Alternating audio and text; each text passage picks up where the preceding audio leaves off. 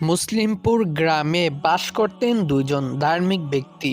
একজনের নাম ছিল মুমিন, আরেকজনের নাম বরকত। তারা দুইজনেই অত্যন্ত ধার্মিক এবং পরহেজগার। তারা দুইজন একে অপরের সাথে দেখা করে পার্কে চলে যায়। সামনে যেহেতু শবে বরাত আসতেছে, তারা পার্কে গিয়ে শবে বরাতের আলোচনা করে। তারপর মুমিন বরকতকে বলে, আচ্ছা বরকত, শবে বরাত কবে হবে রে?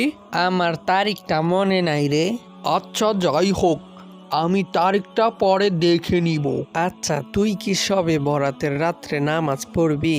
বরকত, এইটা তুই কি বললি? অনেকদিন পর একটা শ্রেষ্ঠ রাত এসেছে, আর এই রাতে আমি নামাজ পড়ব না?